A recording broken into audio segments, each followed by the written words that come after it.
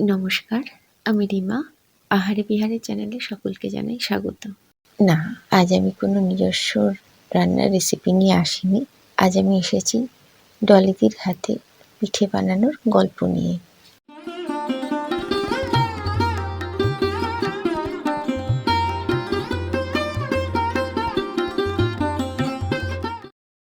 প্রতি বছরের মতন এবারেও আমি গেছিলাম বেলঘরিয়ার পৌষ উৎসবে। ইনি হলেন ডলিদি, যিনি অশোকনগরের বাসিন্দা। এই পৌষ পার্বণ অনুষ্ঠানে পল্লবী পিঠে সেন্টারে ডলিদির হাতের ভাপা পিঠে খাবো না এমন হতে পারে না।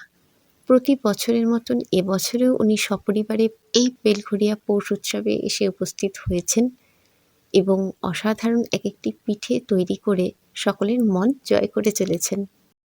কি সুন্দর করে পিঠেগুলো তৈরি করছেন একবার দেখুন। নিচ্ছেন গোবিন্দভোগ চালের গুঁড়ো, যা খুব বেশি মিহি নয়।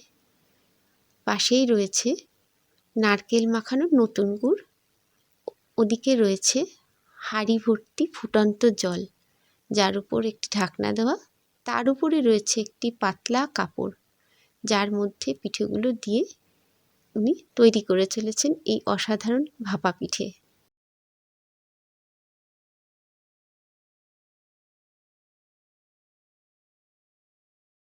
এমন বিশাল কিছু দামও না, মাত্র 15 টাকা পিস। এবং সবথেকে ভালো লাগছে যে অন স্পট আপনাকে পুরো বানিয়ে দেবেন।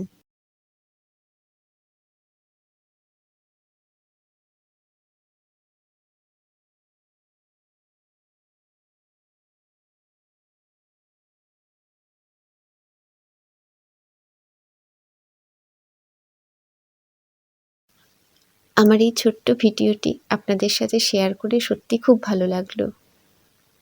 সকলকে অসংখ্য ধন্যবাদ। সকলে খুব ভালো থাকবেন, সুস্থ থাকবেন। নমস্কার।